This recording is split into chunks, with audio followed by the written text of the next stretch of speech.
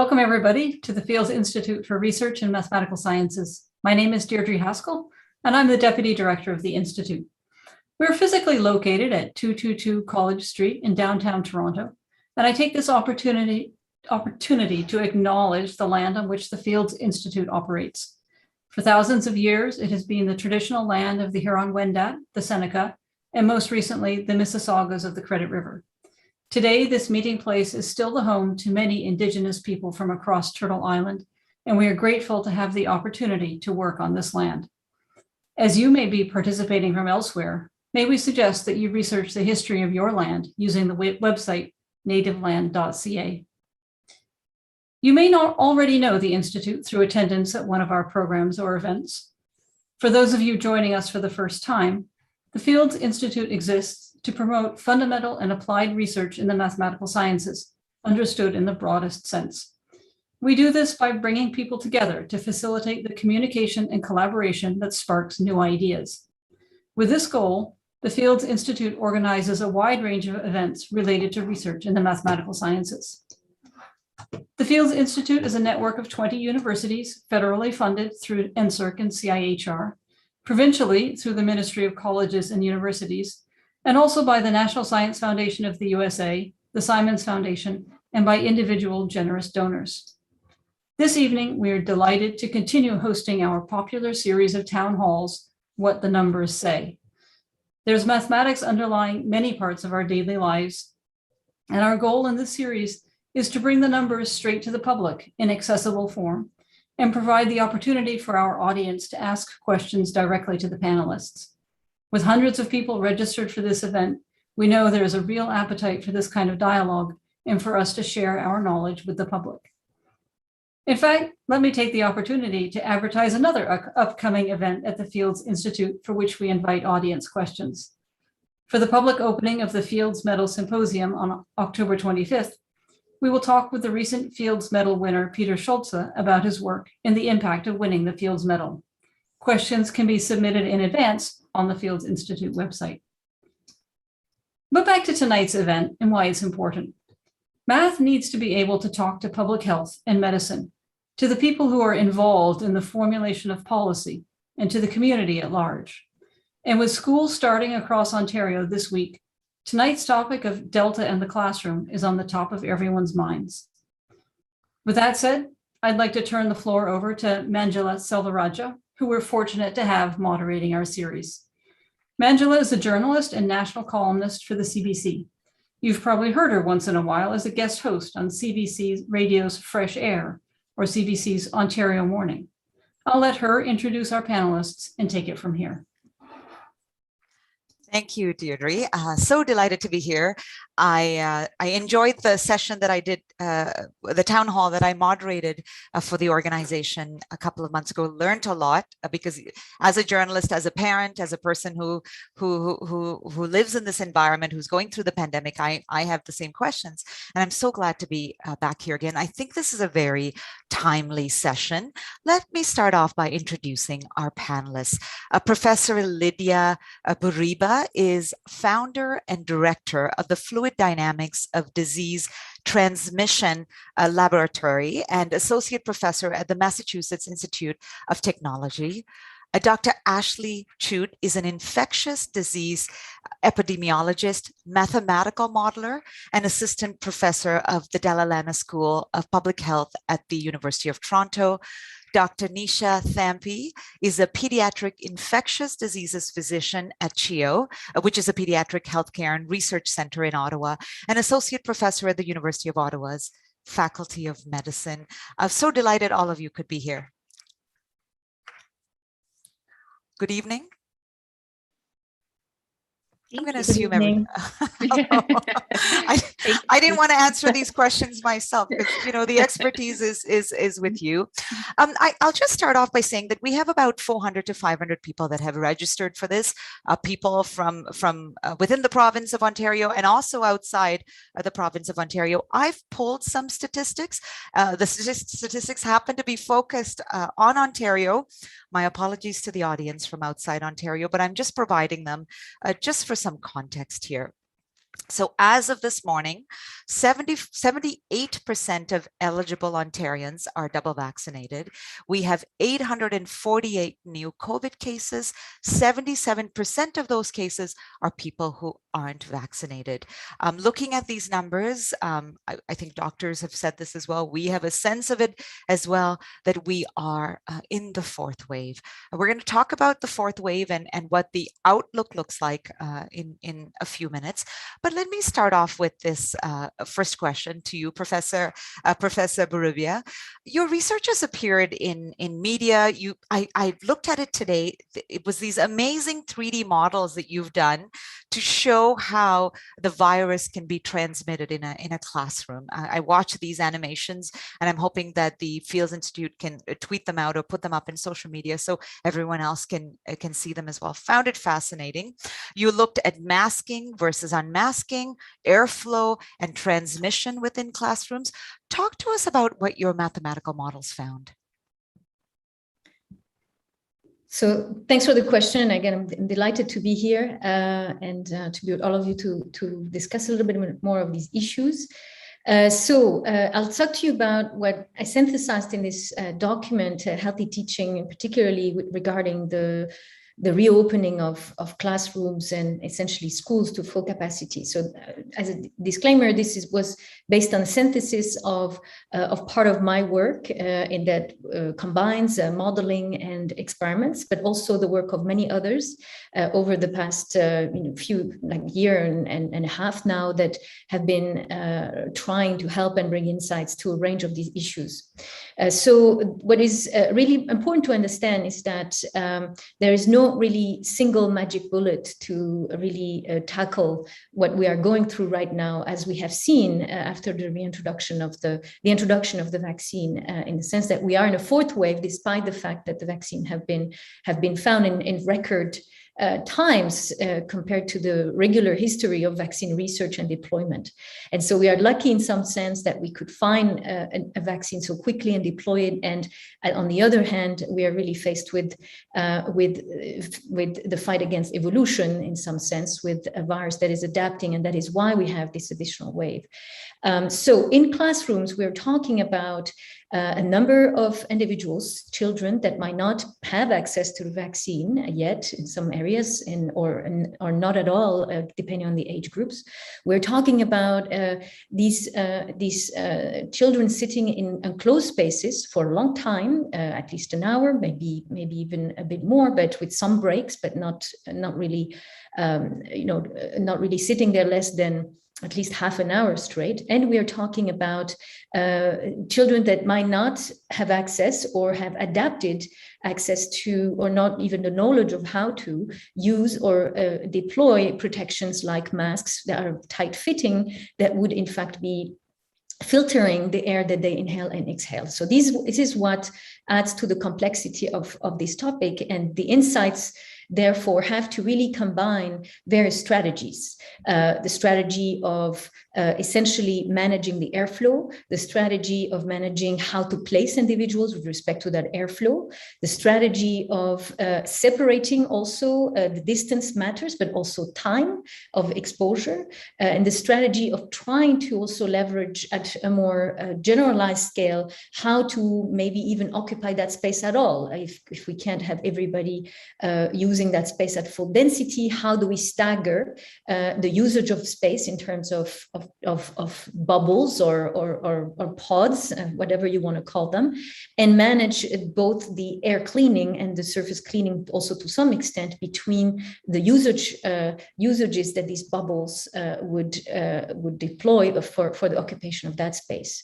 Of course, with all these strategies, which really I focused on in that document, there is the complementary strategies that are very important of vaccination and testing for the adults or those age groups that have access to, of course, the vaccination right now, which is very important to complement the other barriers and essentially air and space management that I have focused on as a complementary set of tools to the ones that are heavily discussed, the testing, the vaccination. And I can expand further in a lot more details, but that's in a nutshell what the document and the work that we have been doing and synthesizing is about. So talk to me about, when I was looking at that work, one of the things that I found really interesting is this concept of hot zones in a classroom. And they can be around entrances and exits. Can you get into that, how much they matter, and how maybe teachers and administrators need to think about those areas in classrooms? Yes, very important point. So when we are talking about ventilation and essentially including more fresh air or standards of Ashleigh for indoor air quality, we are talking typically about what we would call average values. So in other words, you're assuming that that space is well mixed, homogeneous. And so if you were to release a number of viral particles, that they would be homogeneously mixed in that space, diluted homogeneously in that space. And that's really where the work that we've been doing, really focusing on the fluid flow processes that take place, become important, because in most spaces, particularly when you're starting to talk about occupancies, but even in regular buildings that have not cranked up their venting to really ensure or tested that the layout and the venting enable to have such homogeneous mixing at rates that are sufficiently high to lower the infection particle exposure. So essentially in most schools, in fact, it is not homogeneous. So you have pockets potentially of accumulation induced by simply the lack of optimization of the venting, but also where the individuals are positioned. So that is true for all sorts of reasons. But the part that you are referring to about hot zones, particularly and inlets and outlets, is the critical hot spots that I really wanted to highlight, because we are recommending to increase the air changes, or essentially the portion of clean air that we are injecting at high rates, to compensate for the ventilation indoor that might not be at standard, or might not be to the standard that we would wish to have for infection control. So when we are recommending that, typically we have different strategies. One of it is to essentially use natural ventilation, essentially opening windows or doors to create currents that will locally inject more airflow and directional flows, and in some location, either essentially in a door or window, and locally expulse the contaminated air from another outlet. So that's one strategy. Another strategy that we're recommending is to complement the airflow injection by having essentially the creation of airflow with devices that are localized, like an air filter, a HEPA air filter, that you would add on to the building venting that is already in place to complement and in fact augment the air changes. That too creates localized flow patterns that can be relatively strong depending on the strength of the airflow that we're setting and the device that we're using. So that's why I really wanted to focus then on what are the implications also of these recommendations, and so that when we're trying to essentially advise people to do this to improve the situation, we avoid creating potentially these hot spots that could then also have secondary effects. And so it's simple principles. You don't need to do a full detailed calculation for all of it, but simple principles that people should keep in mind when doing this. Because you would be injecting fresh airflow, or you would be essentially removing contaminated airflow from a localized zone that is at the height essentially of the occupants, if we're talking about a window or an air filter that is either on the floor or on a table, we are creating potentially directional, strong airflows toward that entry point or exit point, whether it's a device or a window or a door. That creates, therefore, concentration areas where, if we're talking about the outlet, where all the air of the room, not all of it, but a big portion, higher portion and otherwise, prior to that intervention, could essentially be directed. So essentially an individual that would be sitting too close to such exit point would be cumulatively over time exposed to more viral particles than the average without, first of all, that device, that position and an individual sitting there, but also on average from the other occupants. So that is why I wanted to really make sure to highlight that, because that just means that intervention is still good to have, because it does increase the air changes in the room. It's very important to do that to lower the average. But because we don't have homogeneous mixing and we potentially have disturbance of the airflow patterns by adding these points of fresh air input or output, we need to then ensure that we do not place within a certain radius, rule of thumb, the 1 to 2 meter for most air, for example, cleaners, close to that exit point or that suction point of the air filter. Similarly for the windows and the doors, because for the exit points.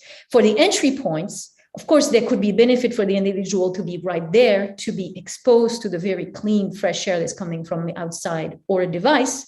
The issue is if one of those individuals, in fact, become infected, even, for example, asymptomatic, then because of the again, directional strong airflow that is coming out of that point, we would have a very effective, now concentrated, if you will, plume that would be extended from that individual. So similarly, in the exit points or the entry points, we shouldn't have sitting, so that we avoid these scenarios of higher global exposure or very effective pattern of contamination in the wake of the individuals in question.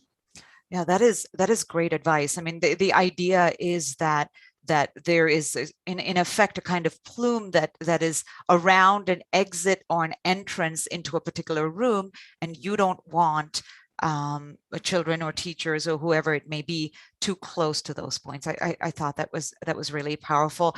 Dr. Chu, let me take this a step back and ask you this. We have 2 cohorts that are right at school right now. You have the 12 and over, a majority of whom are vaccinated, and then you have the under 12 who are not. What are your concerns for these 2 separate groups? Thanks. It's a really good question. And in a sense, I would say it's a little bit more complicated of a question for the over 12s than the under 12s, which may seem counterintuitive, because I know we've talked a lot about what it means for the under 12s who haven't been able to be vaccinated. But in a sense, it's easier, I think, because we know we have these large groups of children gathering indoors who are susceptible. And so we know that if we don't have protections in place in the under 12 population, spending time indoors, breathing shared air, particularly at a period of time where we have the Delta variant, which is the predominant strain circulating right now and is highly transmissible, we know that the majority of children will get infected, in the absence of any sort of mitigations. And so, what we're worried about is, if that were to play out, if we were to return to school as we had been pre-pandemic, we would expect, very large numbers of infections. Thankfully, most of those people or children who get infected will be fine, but some of them will have severe outcomes. And, we're starting to see that, unfortunately, play out in the United States right now, where we're having really high infection rates in kids. And we're starting to hear stories of, hospitals being overwhelmed or having record numbers of children hospitalized with COVID. The other piece that we talk less about are the longer term consequences of COVID infection. So long COVID, which is something that, we're still learning about, and we don't entirely know what that means. But I would think that, I think I know that most parents would want to avoid having to learn what the longer term consequences of a COVID infection mean. And, we do that by protecting our children. I think, the more complicated question for the 12 and overs, those who have had a chance to be vaccinated, relates to the fact that, we have high levels of vaccination in that age group, but it's not high enough to completely shut down transmission. So I think in Ontario, we may have around 65 or 70% of the 12 to 17-year-olds who are fully vaccinated, and higher percentage who have at least 1 dose. But because we have Delta circulating right now, we need to have much higher levels than that to really shut down transmission. And so in that cohort, there may be this sense of, and, I think that's reflective of the adult population, which is, we've been vaccinated. Why can't we get back to life as normal? And the reality is that we still need to have these other protections in place. People who are vaccinated are very well protected against severe illness, but they can still get infected. And so, if you have a classroom where you have a lot of vaccinated people who feel invulnerable and who aren't, for instance, wearing masks, who aren't, so concerned about maintaining social physical distancing, we can still have very large numbers of people infected. We can, I think the thing that we talk a lot about is, the fact that our communities are connected to our schools, and that works both ways. So, what's happening in our communities reflects what we'll see in our schools. But similarly, if we have lots of transmission happening in our schools, that leads to increased infections in our communities. And we know that the virus is going to find the vulnerable. So whether they be unvaccinated, whether they be immunocompromised. And so, there's this really sort of complex system that we're living in right now where risk has shifted, it's not sort of affecting everybody equally. And at this point, I think the greatest risk is in children. And so, we need to think about, as much as I think, last spring when the vaccines were available and, became widely available, I think there really was this hope and optimism that, we would return to school in September with, maybe not completely normal, but, some degree of normal. And, the reality is that in a sense, I think we're in a far more precarious situation this year than we were last September, given Delta and given the fatigue that, societally we feel and this desire to really just be done with the pandemic. Now, you've talked about the comfort level that we may have with the over 12s, where we think, okay, some portion of them have been vaccinated, and sometimes that brings a level of ease, which we probably shouldn't have. Can you talk to me about your concerns about the under 12 group? Sure. I mean, for the under 12s, the biggest concern is that, if we don't protect them, the majority of children will get infected. Delta is just that transmissible.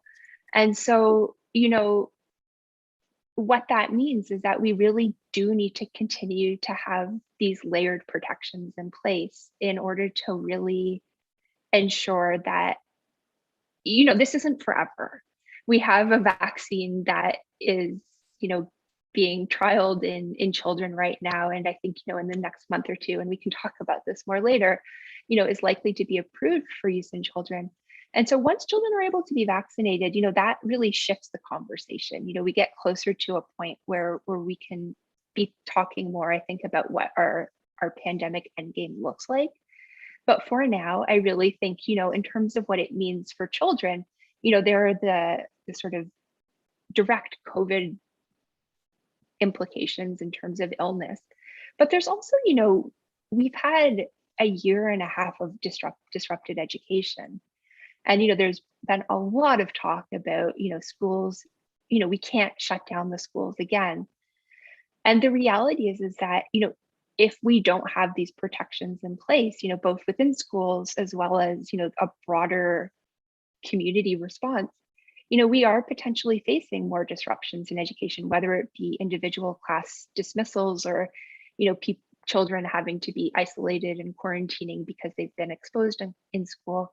So it really is a matter of, not only protecting them from COVID, but also protecting them from increased educational disruption.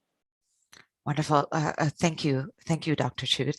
Dr. Thampi, going from that, I'm actually going to start off with a question that someone has sent in, which is Shane asks, how much greater is the risk of hospitalization for those who are under 12? These are the young people that cannot be vaccinated versus serious illness from other things like the flu. It's a good question, but it's actually hard to answer because we haven't yet seen levels of flu circulating like we're seeing with COVID-19.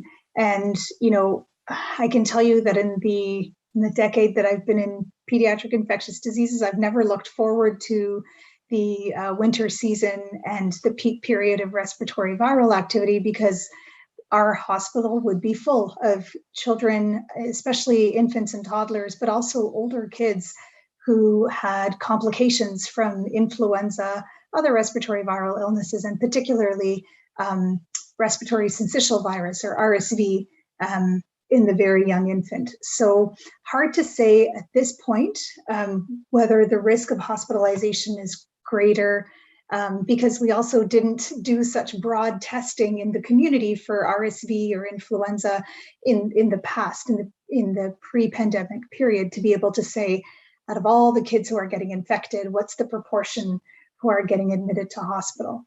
But I don't think it's that uncommon for kids to require hospitalization or to be hospitalized and have COVID found in their admission test.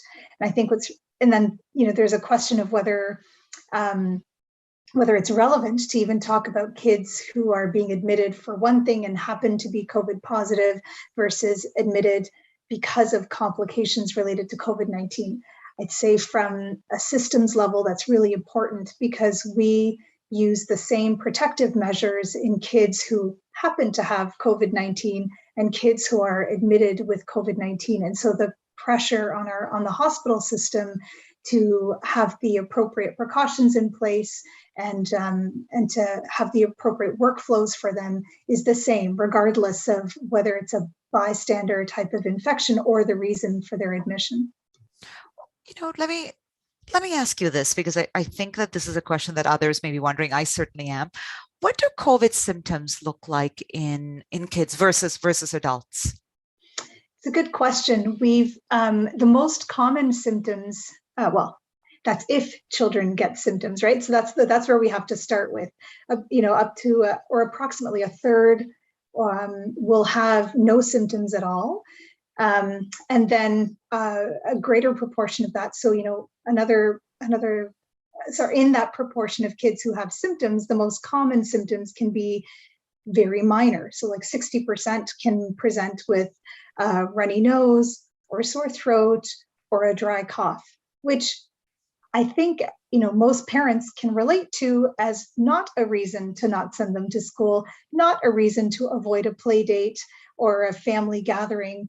But, in the present period where we have a mix of individuals who are fully protected from severe disease and who may have been fully protected but have waning immunity, like older, frail adults who were vaccinated early on, it's really important for us to think about these minor symptoms as a reason to, as a red light, so to speak, to whether it's going to school or connecting with family or friends or doing extracurricular activities.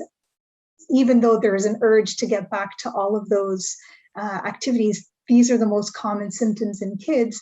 And I have to say that now that we have how we define highly is debatable, but when we have so many adults around us who are vaccinated, these are also the most common symptoms for them, if any, if they were to have a breakthrough infection. And so again, it speaks to the importance of being mindful of your own symptoms and the symptoms of members in your household, and getting tested, especially if you do interact with vulnerable or vaccine ineligible individuals. And one more question for you, I was hoping to get a quick answer on, is when should you get a kid tested? If you're talking about symptoms not appearing, you're talking about asymptomatic, and some other symptoms that are subtle. When then should you get a kid tested? So there's risk-based testing. So if someone has in a kid who's unvaccinated, who's recently traveled, or any individual who's had an exposure, like a known high-risk exposure to someone with COVID-19, and they're directed by public health to get tested, that's not something, it's a recommendation, it's not a mandate, but given the mixing of kids in our communities and with other adults, I highly recommend taking that test. And then in terms of symptoms, we've had a new symptom screening checklist with different testing criteria than we had in the past. But I have to say that for those of us in Ottawa, it's not an unfamiliar checklist because, so I'll describe how it was for us last year, which is the same as it is now. If a child has runny nose or a sore throat, then they don't go to school. And that is a habit that I hope we'll keep for the post-pandemic period. They stay at home and they self-isolate. And if they're still unwell or they develop more symptoms, including fever and a cough, then they go for testing. If their symptoms are resolving, then if their symptoms are improving, then it's recommended for them to go back to school. So, I have to say that can make some families uncomfortable if they never had that system in place. But I have to say that the families that used this system in Ottawa, it worked really well last year in terms of still having low rates of transmission in schools. And that's likely because we had fairly consistent application of health and safety measures in schools as well. But where I think it's debatable is for adults. And if we have an increase in our cases such that we're not sure if we've had a high risk exposure. So, if you're only going to hear about the high risk exposure in a few days and you're already symptomatic now, then I'd still recommend, especially during this period, to go and get tested. And I don't think a testing center would be turning people away who are keen to get tested. But for now, it's a 24-hour self-isolate and wait, and then get tested in the absence of a high-risk exposure. Thank you, Dr. Thampi. I have a question here for Professor Bourouiba. A question from James, and that's, this is actually, I didn't think of this when I was looking at your research. Does air temperature or humidity affect your modeling results? Yeah, good question. So for depends what part. There are definitely some effects of the background conditions on some aspects of the dispersal, particularly in the initial phase when somebody is exhaling, because it changes what we call the buoyancy, so the relative densities of the air exhaled to the background. But for the larger scale and longer term effects that we were talking about here, particularly when we're talking about effects dominated by strong airflows that are consistent and persistent, for example, from an air purifier or from a window fan or a HEPA device, then those effects are more negligible because typically they would create a buoyancy force, so force resulting from differences in the ambient conditions to the airflow that is being exhaled, that is much smaller than the inertial effects, or essentially the momentum dominated effects, which are these directional airflow patterns. So for the broader conclusions that I talked about of the creation of these hotspots from inlets and outlets and the need to avoid them, these are effects that are relatively negligible. Now, temperature and moisture can have other more subtle effects in the replenishment of the mucosa from the host defense point of view. It can have some effects also potentially on the persistence of the virus in terms of remaining infective. These are open questions. They're still being investigated. But again, these are in some sense another type of question with respect to the creation of these hot zones and exposure from airflow patterns that are persistent. Those are the conclusions would not be affected. Now, you mentioned HEPA filters before, and the Ontario government has funded a supply of standalone filter units in schools to be put in classrooms. What kind of a difference can such units make? Yes, great question. So, just first, I want to also clarify one point there, because sometimes HEPA also filters are discussed not just for the located device for air filtration, but also for what we call the return flows. So what is already built in the facility, HVAC, or essentially air handling systems. So there are two effects that these filters can have globally, or two ways to use them for essentially optimizing or improving the air quality.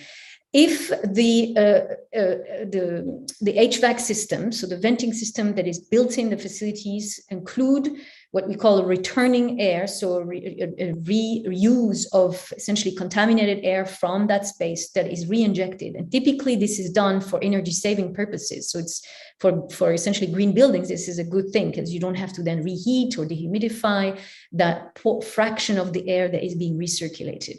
So if that's in place, then one of the priorities would be to make sure that either that is right now no longer being used, so that in fact 100% of the air injected is from the outside and fresh or cleaned, and there is no more recirculation, or to maintain the recirculation by adding filters so that the air that is repumped in the circuit went through localized filter in the HVAC system itself. So this is more a job for professional engineer or building management facilities type teams to in fact inspect and put that in place. In those cases, it might not be HEPA filters, it might be what we call these other classes that are lower in filtration, MERV 13, 14, in part because the infrastructure of the building becomes important to calibrate the filter. If we put a very strong filtration, that creates essentially a resistance, and that means that we need a stronger suction out in terms of vents in the infrastructure to get through, or we risk in fact lowering the number of air changes. So that's a trade-off.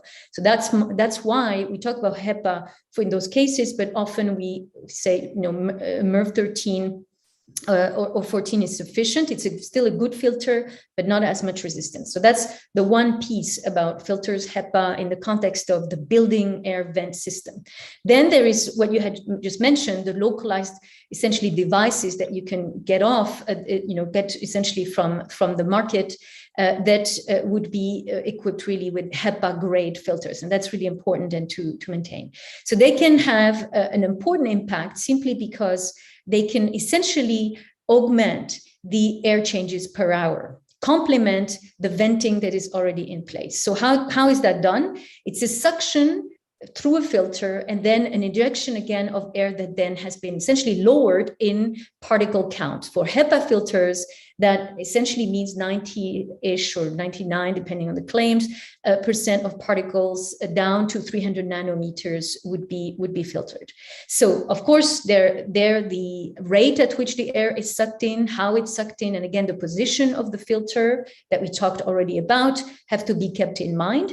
But overall, there are filters that essentially can add 200 CFM, so that's cubic feet per minute, to up to 600 CFM. So these are numbers that would add, depending on the classroom size, essentially 1 to up to even 3 air changes per hour. Now, what is typically advised is to have at least for infection control.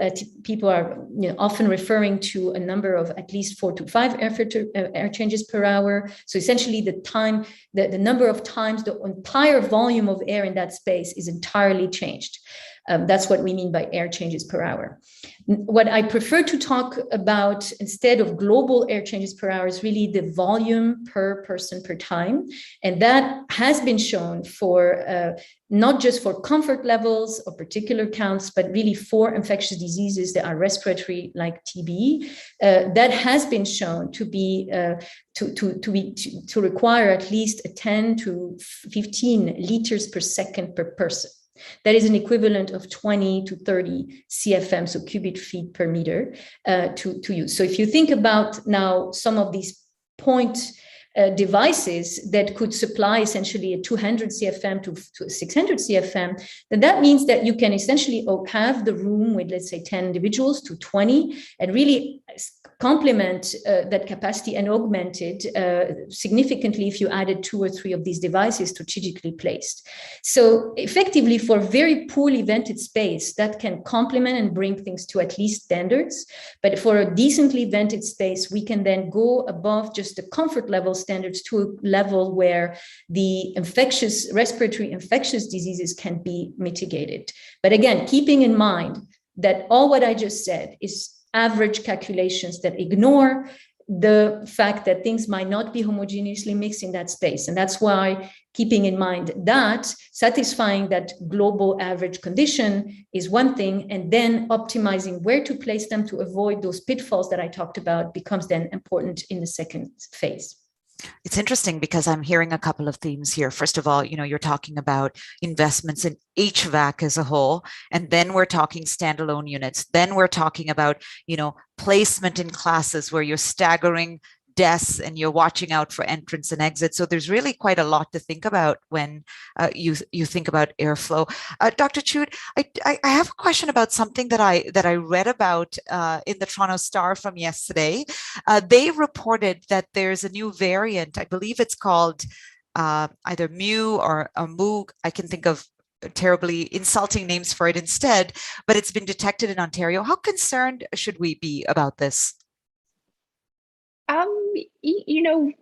We keep hearing about these variants, and we're going to keep hearing about these variants. And I think typically the response is, we should be watching it, but there's no need to panic. The reality is that we're effectively watching the virus evolve and adapt to living in humans in real time, which is not something that most of us, myself included, have done before. And so, when the SARS-CoV-2 virus first emerged, it crossed over from an animal host into humans, and it wasn't well adapted to live to replicate in humans. And so what we're seeing and what we've seen over the past year and a half is basically evolution. We're seeing it, mutations are happening. Most of those mutations don't give it any advantage, but some of them do. We saw that with Alpha, we saw that with Delta, where one of the advantages that it gained was that it was more transmissible. And so what we're seeing again with Mu is that, we have this new variant that's, popped up in several locations. We're seeing it in Canada now. And really what we're watching and waiting to see is, what are its characteristics? At this point, it certainly doesn't seem to be more transmissible than Delta. So that's reassuring in the sense that it's unlikely to outcompete Delta. One of the reasons that people are watching it and are concerned is because it does appear to be potentially immune evasive. And what that means is that, we have at this point a lot of people who have immunity to the virus, either because they've been infected or because they've been vaccinated. And so at this point in the pandemic, what people are worried about is what happens if we have a variant emerge that is able to reinfect people who have been previously protected because they had this immune response. And so I would say, Mu is here, and obviously we don't want to ignore it, as we wouldn't want to ignore any other variants that occur.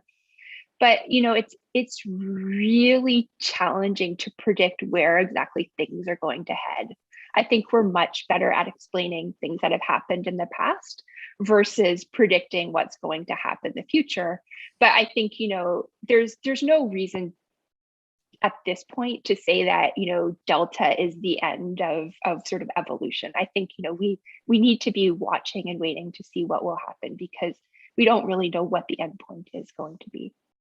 And Delta is the one that we're worried about now. And I would imagine that some of the measures that we're taking will be effective for other variants as well. Give me a sense of, you may have an answer to this. What is the progress on a vaccine for the under 12 cohort? So it's an excellent and very timely question, because there was just some information released in the news today saying that the Pfizer vaccine is expected to, or Pfizer is expected to release some information on their trial results in the 5 to 11-year-olds in the coming weeks. So they've been conducting trials, as have Moderna, of vaccines in the 5 to 11-year-old age group.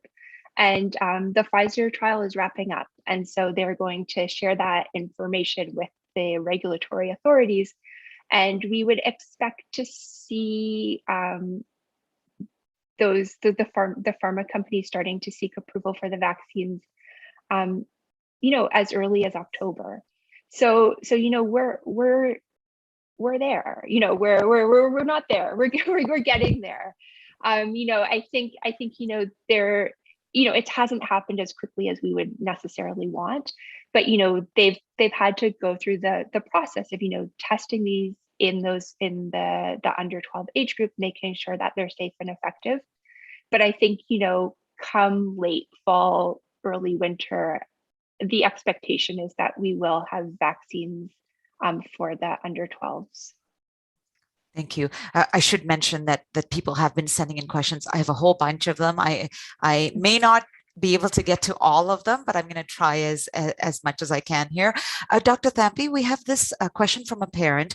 What is your advice for children's indoor sports programs like swimming when there are children involved that with mask exemptions, or children that may not be wearing masks? Right. So, I mean, in a lot of sports, it's really hard to wear a mask, whether you're in water or having strenuous breathing during the activity. So, the concern around transmission related to sports has been less around the sport itself, where many sport groups have made changes to the way that they practice before a play, and it's been more around the before and after gathering of individuals and families or carpooling. And so I would recommend continuing those safety measures of minimizing mixing with other households outside of the actual sport, recognizing that there are multiple layers of prevention that are being put into, or health and safety measures that are being put into place to enable a safer sports activity, like being able to take it outside is beneficial in terms of reducing risk because of the unparalleled ventilation. And if it's going to be indoors, then coming into the common area with your masks on. And then if it's something like karate or something where it can be more stationary, then everyone going into their spaces and with improved ventilation in that room. It's about the symptom screening prior to coming into the room, coming into the building, not just symptom screening for the child, but also for the caregivers who are going to be with them. And then minimizing that time at the exit when we tend to love to congregate and catch up with friends and other parents just for a few months longer. We've already heard from Dr. Tuite that we're so close to being able to affords extra protection to kids, but we've got these layers that have worked in the past, and where we've seen the gaps and the transmission events. It's hard to pin it down to whether it was during the sport or outside of the sport, but there seemed to be a correlation with individuals who were congregating, whether it was for after practice meals or carpooling. Or in the locker rooms. So continuing, as a parent, what I would be looking for in these indoor activities is if they're having all of those safety measures and protocols in place. Some sports leagues have also asked that parents who are going to be indoors, in the change room, et cetera, that they be vaccinated. And I think that is another helpful measure to reduce the risk to other attendees in the room. Thank you, Dr. Thampi. I see your dog struggling to either get in or get out of the room. Very adorable dog. We are in the last sort of 6 to 7 minutes of the call. So I'm going to ask you, I hate doing this to people that know a tremendous amount of information, but to keep your answers to about a minute. And having said that, Professor Bruga, I'm going to ask you a really tough question. For teachers and school administrators who are watching, what are some practical tips for setting up a classroom to minimize the potential for spread? And I ask you this knowing that, you know, we see sometimes, we do this ourselves, that there's a little bit of COVID theater where we may want to insist on, you know, creating individual pods, or we think that, well, we need to stagger things more or have them further apart. But what are some things that they need to keep in mind as they you know, structure classrooms?